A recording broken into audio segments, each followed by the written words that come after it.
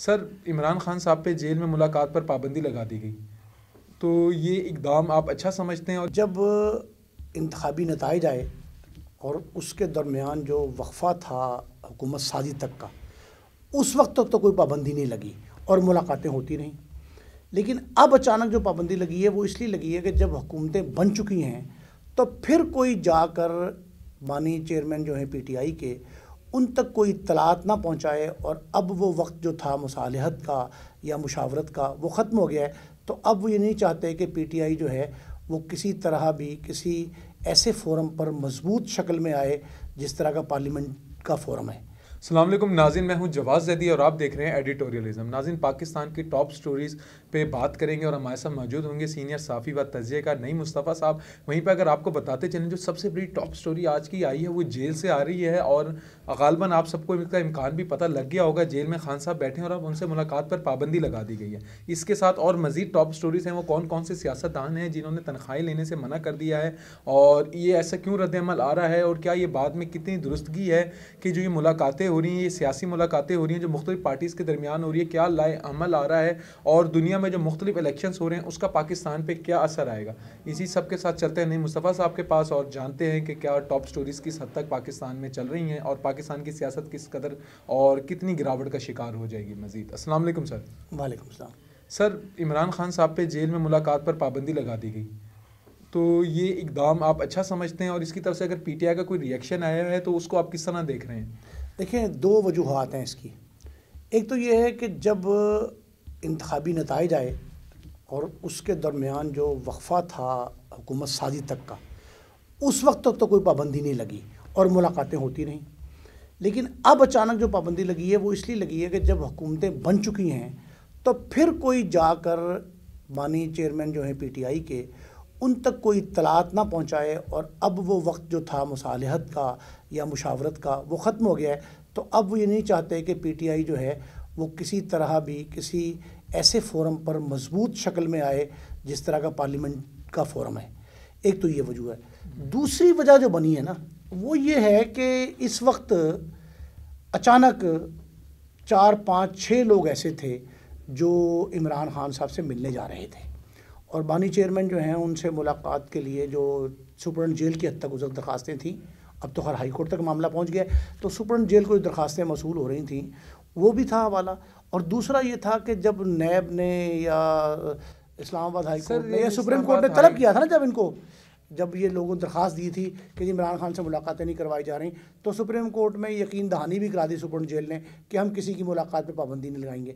लेकिन अचानक जब पाबंदी लगाई गई है ना, तो उसके असरात जो हैं वो बज़ाहिर ये कहा जा रहा है कि मुस्बत आएंगे और जो बातें बाहर पहुंचती थी, बाज़ औक़ात तो ऐसी गुफ्तगू जो बानी चेयरमैन नहीं कर रहे थे वो उनके हवाले से यहाँ मतलब एक हड़ताल दरमियान में दी गई कॉल, उस कॉल के हवाले से जो है वो ख़ुद परेशान थी पीटीआई कि ये कॉल बाहर किसने आके कहा कि इमरान खान साहब की कॉल है और उन्होंने कहा कि फ़लाँ तारीख को जो है एहतजाज शुरू कर दें, लोग सड़कों पे आ जाएँ। वो विड्रा करनी पड़ी फिर बाद में अचानक उसी दिन जो है जब ये पता लगा कि ये फैक्चुअल नहीं है। मेरा ख्याल है कि ये मुलाकातें जो है ना उससे बाद के जो असरात हैं, असरात बाद मुलाकात जो होते हैं ना, वो असरात इस तरह के होते थे जिससे पैनिक फैलने का अंदेशा था। अच्छा और वो पैनिक फैलने का अंदेशा था। ये गालबन ये कह के लगाई गई कि सिक्योरिटी खदशात की वजह से हम इस मुलाकात पर पाबंदी लगा रहे हैं। लेकिन अगर हम आगे बढ़ते हैं तो इसाक डार का वजीर ख़जाना ना बनना, तो इसको आप नहीं, पहले आप ये बात जो है ना ये अडयाला जेल वाली, इस पर ज़रा फोकस करें कि सिक्योरिटी मसाइल का मतलब ये है कि आप जेल के अंदर कुछ लेके जा सकते हैं। लाहौर की ये सेंट्रल जेल कोट लखपत की जो है, वहाँ एक कैदी कत्ल हुआ, मोहम्मद यूसुफ, जिसे बाद में यूसुफ कज़ाब भी कहा जाता रहा। एक इदारे की तरफ से उसका नाम यूसुफ कज़ाब पड़ गया, अबलागी इदारा था, मीडिया हाउस। तो वो उस तक रसाई हो गई एक मुसल्ला शख्स की, तो इसमें उस शख्स का मरने वाले तो बेचारे जो कत्ल हुआ तो उसको तो सिक्योरिटी रिस्क क्या होना था।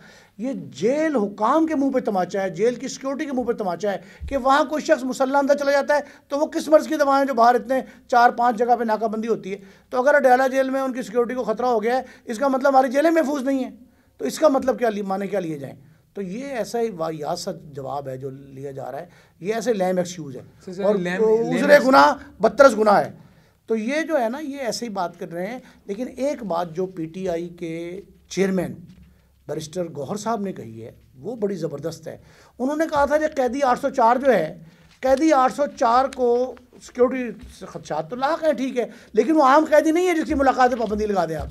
उनकी मुलाकात जो है ना वो जारी रहनी चाहिए, और सियासी कायद हैं, साबिक़ वज़ीर-ए-आज़म हैं, एक पार्टी के सरबराह हैं, तो उनके साथ मुलाकातों पर पाबंदी जो है ना वो ऐसे इबस सा एक काम है। और मेरा ख्याल है वो अदालत से भी रुजू किया, उन्होंने अदालत से ये परमिशन ली जा रही है कि वो मुलाकात का कोई सर अदालत से मुलाकात की तो चलता रहेगा। अगर यहीं पे बढ़े तो इधर हमारा दूसरा सवाल था, सॉरी, इसहाक डार साहब के हवाले से। हाँ जी, इसहाक डार वो बता दें, वन लाइन बता दें कि वो क्यों ये नहीं बड़ा आए। अहम है। देखें जी, जो मोहम्मद औरंगजेब साहब लगाए गए हैं जी सर, वो सरबराह थे, CEO HBL के सरबराह थे। HBL के सरबराह के तौर पे उनकी खिदमात बड़ी अच्छी थी। अब तो रिज़ाइन कर दिया उन्होंने, ज़ाहिर है बड़े मनसब पे फायज हो गए। लेकिन ये बात जो पसे पर्दा कही जा रही है और सोशल मीडिया की जीनत बनी है कि जी ये IMF के दबाव के तहत लगाया गया है। मेरा ख्याल है कि हमारे यहाँ जो जवाद, ये बात बड़ी दुरुस्त है कि हमारे यहाँ मोस्टली जो वज़ीर ख़ज़ाना आते हैं ना, बहुत सारे वज़ीर ख़ज़ाना, उनको आलमी मालियाती इदारों के दबाव पर ही तैनात किया जाता है। अच्छा सर, वो आलमी इदारों के दबाव पे आते हैं तो फिर वो आलमी इदारों के लिए काम करेंगे? नहीं, आलमी इदारों के देखें वो करते हैं पाकिस्तान और आलमी मालियाती इदारों के दरमियान ब्रिज का काम। वो वज़ीर ख़ज़ाना होते हैं पाकिस्तान के, लेकिन एक ब्रिज की हैसियत भी उनकी होती है। अब इसहाक डार साहब के हवाले से, इसहाक डार साहब को वो फेवरेट कैंडिडेट थे। मियाँ मोहम्मद नवाज शरीफ कायदे मुस्लिम लीग नून जो हैं वो चाहते थे, शहबाज शरीफ चाहते थे, इवन जरदारी साहब पाकिस्तान पीपल्स पार्टी ने उनकी हिमायत की थी और उनसे बड़े अच्छे गहरे मरासिम बन गए थे बिलावल भुट्टो साहब के। तो उस दौर में जब वो बिलावल भुट्टो साहब और वो दोनों बैरून मुल्क थे तो वहाँ उनकी मुलाकातें भी होती रही हैं। तो अब ये बात थी कि उन्हें क्यों हटाया गया, क्यों नहीं बनने दिया गया। उनके ख़िलाफ़ 2-3 ऐसी लॉबीज़ थीं जो काम कर रही थी और वो नहीं चाहती थी कि इसहाक डार वज़ीर ख़ज़ाना हो। सर ये लॉबीज़ पाकिस्तान के हक़ में है या पाकिस्तान ये पाकिस्तान की, देखें जो मुआशी मसला है ना, ये वो तो हमारा सबसे बड़ा इंटीग्रेटेड नहीं, ये इस वक्त मुआशी मसला पाकिस्तान का है ना, वो सिर्फ पाकिस्तान का नहीं है, दुनिया भर में मुआशी इन्हताज चल रहा है। ठीक है, ये एक विशेष सर्कल है जो कुछ अरसे बाद जो है और रोटेट करके आ जाता है। ये इस वक्त यहाँ पाकिस्तान में चल रहा था और पूरी दुनिया के बेशतर ममालिक जो हैं वो इसी किस्म के बहरान का शिकार हैं। लेकिन जहाँ तक इसहाक डार साहब का ताल्लुक है तो उनके यहाँ हमारी लोकल पॉलिटिक्स जो है वो रुकावट बनी है। उनके रास्ते में लोकल पॉलिटिक्स, उनकी अपनी जमात के कुछ लोग नहीं चाहते थे। अच्छा, लोग जमात, आलमी दबाव था, वो तो मौजूद है, हमेशा रहा है सारी उम्र। उनकी तो ख्वाहिश होती है कि हमारा बंदा है और उनके बंदे आते रहें और नॉन इलेक्टेड आते रहें। सबसे बड़ी बात है कि नॉन इलेक्टेड आते रहे हैं, ये नहीं कि इलेक्टेड बंदे आते रहें। कोई मुंतखब नुमाइंदों में से वजारत दी जाए तो ठीक है, अब इनको इलेक्शन लड़वाया जाएगा, सेनेट से लड़वाया जाएगा, जो भी कुछ होगा, ये एक मामला चल रहा है। अच्छा सर, ये तो हो गया विफाक और KP के आमने सामने आ गए, चीफ सेक्रेटरी के को मामला चल रहा था, उसको किस तरह देख रहे हैं? और अभी हम लास्ट, हमारा आखिरी क्वेश्चन भी यही है, उसको आप किस तरह देख रहे हैं? देखिए, ये बात आप जहन में रखें कि जो जेस्चर सूबे की तरफ से आना चाहिए था ना पहला, वो जेस्चर टुवर्ड्स फेडरल गवर्नमेंट वो गलत आया।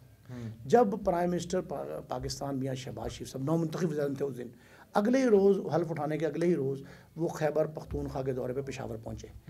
गवर्नर हाउस पेशावर में एक तो पहली बात तो ये है कि उनका इस्तकबाल नहीं किया वज़ीर आला ने, जो ग्रीन बुक, ब्लू बुक और आइन के तहत, अखलाकियात के तहत और आदाब जो हैं, जो सफारती आदाब हैं, सियासी आदाब हैं, अखलाकी आदाब हैं, उनके तहत ये ज़रूरी था कि अली अमीन गंडापुर साहब जो हैं वज़ीर आला खैबर पख्तूनख्वा, उनको वज़ीर आज़म के इस्तकबाल के लिए जाना चाहिए था। अगर वो नहीं गए, चलें इस्तकबाल नहीं किया, तो गवर्नर हाउस में जो इजलास था उसमें सारे मौजूद थे, सारी क़यादत थी, अस्करी भी, सियासी भी, लेकिन वज़ीर आला की कमी जो महसूस की गई। पहला जेस्चर जो वज़ीर आला खैबर पख्तूनख्वा ने दिया वो गलत था, जिसकी वजह से ये नौबत अब ये आई। 2 नई बातें आई हैं जो हमें ज़हन नशीन रखनी चाहिए। पहली बात तो ये आई है कि चीफ़ सेक्रेटरी का तबादला, वफाक एक चीफ़ सेक्रेटरी लगाना चाहता है वहाँ जी सर, लेकिन आइन के तहत प्रोसेस क्या है? सूबे एक पैनल भेजते हैं चीफ़ सेक्रेटरी और IG के लिए, एक पैनल, यानी 3 नाम भेजते हैं। 3 नाम में से फेडरल गवर्नमेंट एक सेलेक्ट कर लेती है। इन्होंने एक ही नाम भेजा है, पाशा साहब का, सिर्फ एक नाम भेजा है। वो बलूचिस्तान में भी मेरे ख्याल से बलूचिस्तान में काम कर रहे हैं, वो उनका नाम भेजा है सिर्फ वज़ीर आला खैबर पख्तूनख्वा ने, लेकिन 3 नाम जाने चाहिए थे। खिलाफ वर्जी यहाँ वफाक की तरफ से नहीं, सूबों की तरफ से हुई है। खैबर पख्तूनख्वा ने 3 नाम का जो पैनल भेजना था उसने एक ही नाम भेजा, उस पर इंसिस्ट किया कि इसे ही लगाया जाए। सर क्या वजह बन रही है कि उनके पास कोई नाम नहीं है या अब किसी पे एतमाद नहीं? देखें, अब नाम या कोई इनके साथ काम करने के लिए तैयार नहीं है? सब कुछ है। मैं आपको बात बताऊँ, ये पहले दिन से ही अदम एतमाद की फ़िज़ा जो है ना, ये क्रिएट की जा रही है। और मेरा ख्याल है कि हम कई प्रोग्रामों में कह चुके हैं कि इस वक्त ज़रूरत है मुफाहमत की, मुशावरत की, एक मेज़ पर बैठने की, अवामी मसाइल के हल की। ये सारे मामलात हम पसे पुश डाल के और अपनी सियासी अना की खातर, सियासी इख्तलाफ की खातर या इवन तनाज़े की खातर, मुतनाज़ा भी हो गया मामला, तब भी हमें इस नहज पे नहीं जाना चाहिए कि सूबा वफाक के खिलाफ, वफाक सूबे के खिलाफ। अच्छा, अब सूबे की तरफ से एक और बात सुन लें सर। आखिरी एक नया मामला आ गया है, अभी बहुत कम लोगों को पता होगा। खैबर पख्तूनख्वा से फिर आवाज़ें उठ रही हैं बिजली की रॉयल्टी की। मोमन डैम जहाँ बना है, मोमन के रहने वाले जो हैं, ज़िला मोमन। सर, ये इमरान खान साहब ने अपने पहले दौरे खैबर पख्तूनख्वा में सबसे पहले आवाज़ उठाई थी। ये आवाज़ उठाई थी इमरान खान साहब का, यानी PTI का ये तीसरा दौरे हुकूमत है खैबर पख्तूनख्वा में। 2 हुकूमतें जब उनकी अपनी थी तो ये आवाज़ सामने आई परवेज़ खटक साहब की शक्ल में, उन्होंने कहा, फिर ये कहा महमूद खान साहब ने। एक बात आप देखें, इस काम के लिए कॉमन इंटरेस्ट की कौंसल है, CEC के इजलास में जो होता है, वो जो कौंसल ऑफ कॉमन इंटरेस्ट है, उसके इजलास में, मुश्तरका इजलास जब होता है तो उसमें वजारत ख़जाना वाले सारे इकट्ठे होते हैं, वफाकी वज़ीर ख़जाना की सरबराही में बाकी सारे भी होते हैं, प्राइम मिनिस्टर भी होते हैं। तो उस फोरम पे उठानी चाहिए आवाज़, वहाँ उठती रही है पहले भी। अब मोमन में क्या हुआ है, 2-3 रोज़ से काम जारी है, जब से गंडापुर साहब ने इक़्तिदार संभाला है और हल्फ लिया है वजारत आला का, उस वक्त से ज़िला मोमन जो अब कबायली इलाकों से मज डिस्ट्रिक्ट में शामिल हुआ है, सूबे का एक हिस्सा है, बाकायदा शहरी इलाके का हिस्सा है। तो मोमन के शहरी जो अमायदीन, मुशरान, मकरा, वहाँ मुशरान कहते हैं, वहाँ मलकान और मुशरान जो हैं उनकी सरबराही में जिरगे हो रहे हैं और वहाँ एहतजाज किया जा रहा है। वो कह रहे हैं जी हमें बिजली की रॉयल्टी वफाक दे। अब ये जो अगर हमने पहले दिन से वफाक के ख़िलाफ़ जो है एक डंडा पकड़ लिया है और वो डंडा जो है ना इस हद तक बुलंद सर, वाज़ेह हो रहा है सिर में लगे कि वफाक के शायद विफाक में हुकूमत चलने ना दे और उसकी नहीं, ये ऐसा पॉसिबल नहीं होता। वफाक के पास गवर्नर राज लगाने का इम्कान मौजूद है। लेकिन सर, गवर्नर राज जमहूरियत में लगे तो जमहूरियत में आपको समझ रहे हैं कि किस नहीं, मैं मिसाल दे रहा हूँ, ऐसा खुदा ना करेगा ऐसा मौका है, ऐसी नौबत नहीं आनी चाहिए। हालात जो हैं, मामलात जो हैं, वो अफ़हाम व तफ़हीम से और मुशावरत से हल हो। ज़रदारी साहब इस देर, लेकिन एक बात आप समझें बड़ी अहम जो है, वो ये है कि इस वक्त खैबर पख्तूनख्वा में जो मसाइल हैं वो वज़ीर आला को चाहिए कि वो मुनासिब फ़ोरम पे उठाएं और वहाँ जाके अपनी आवाज़ बुलंद करें, डट जाएं। मैं कहता हूँ अपने हकूक़ के असूल के डट जाना चाहिए। और इसी पर हम अपने नाज़रीन। अच्छा, एक बात जो आपने वो शुरू में कही लेकिन उसे हम बात नहीं कर सके कि सदर मुमलिकत आसिफ ज़रदारी साहब जो है तनख्वाह नहीं ले रहे, तनख्वाह नहीं, सुने, एक तो आसिफ ज़रदारी साहब तनख्वाह नहीं ली ना, उन्होंने कहा जी कि कौमी ख़जाने में बोझ बहुत ज़्यादा है, मौशी हालात अब नकवी साहब ने उसने उनकी तकलीद में अलीम खान साहब ने और मोहसिन नकवी साहब ने, ये मोहसिन नकवी साहब तो खैर ज़रदारी साहब के बहुत करीब है ना, उनके अकरबा में शामिल सर, बेटा कहा जाता है और उनका अंधा एतमाद है मोहसिन पे, भुट्टो साहब का, ज़रदारी साहब का और बिलावल भुट्टो साहब का। बिलावल भुट्टो साहब और ज़रदारी साहब जितना एतमाद करते हैं मोहसिन पे, तो मोहसिन ने तो उनकी तकलीद में आना ही था, लेकिन अलीम खान साहब भी उनकी तकलीद में आ रहे हैं। देखें, ये लोग वो हैं, बड़े अच्छा जस्सर है, बहुत खूबसूरत किस्म का मुजाहरा किया उन्होंने ज़रदारी साहब ने। सर, क्यों किया सुने, सकता था साथ वो कहते हैं कि मैं ऐवान सदर में भी नहीं रहूंगा। नहीं, सुने, हाँ, ये मैं एक बात कहने लगा हूँ। देखिए, इन लोगों को कोई फ़र्क नहीं पड़ता, ये दौलतमंद लोग हैं, सरमायादार हैं, तो इनको चाहिए ये कि ये जो है, ये तो किया ना, ये प्रोटोकॉल पे इजाफी अखराजात, ईवान सदर के जो ताम झाम है, ये ताम झाम, गाड़ियों का पेट्रोल, फ़ौज ज़फ़र मौज सिक्योरिटी की, और ये प्रोटोकॉल जो सड़कों पे उस पर एक दौरे करने के लिए बाहर जाते हैं, जहाज़ इस्तेमाल होता है उसका फ्यूल, ये सारे मामला जो एक दौर में कहा था जी कि शायद 55 रुपये फ़ी किलोमीटर जो है वो हेलीकॉप्टर फवाद चौधरी साहब का भी था। ये जो मामला है ना, इसमें हमें सबसे अहम ये देखना चाहिए कि हम सादगी अपनाएं और वाक़तन अगर मुआशी बोझ मुल्क का ख़त्म करना है तो सदर साहब ने एक मिसाल कायम की है, तो नीचे तक पटवारी तक जो है वो मिसाल। अच्छा, इसमें एक लाइन सुन लें, बड़ी अहम है। चौधरी फवाद साहब ने जब वो अदालत में पेश हुए हैं कल, तो उन्होंने मीडिया से वहाँ एक गुफ्तगू की है, उसमें ये कहा है कि मौलाना फजलुर रहमान साहब के लॉन्ग मार्च से डरें, वो रोड मार्च करेंगे, सड़कों पे आएंगे, उससे डरें। देखें, ये ऐलान किया गया और वाक़तन मौलाना साहब का लॉन्ग मार्च जो है ना, वो जिस दौर में सिविल डिफेंस के रज़ाकार होते थे, या वो लामा मशीक़ साहब की तंजीम थी खाकसार तहरीक, उस तरह का अगर अस्करी मार्च हुआ तो ख़तरनाक होगा। मेरा ख्याल है कि मौलाना साहब को मनाने के लिए बहुत से लोग, पीपल्स पार्टी की मुलाकातें हो रही हैं और वो लोग जो हैं, नहीं, मियां नवाज शरीफ साहब और शहबाज शरीफ साहब खुद मैनेज भी कर रहे हैं। उन्होंने यही कहा फवाद साहब ने कि अगर मियां साहबान मैनेज ना किया, मेरा ख्याल है कि जरदारी साहब मैनेज कर लेंगे, और लगता ही है कि वो दोबारा जो है ना वो उसी तनख्वाह पे काम करने उसी तनख्वाह पे काम करने पर राज़ी होंगे। जी नाज़रीन, आपने देखा इनकी राय सुनी नईम साहब की।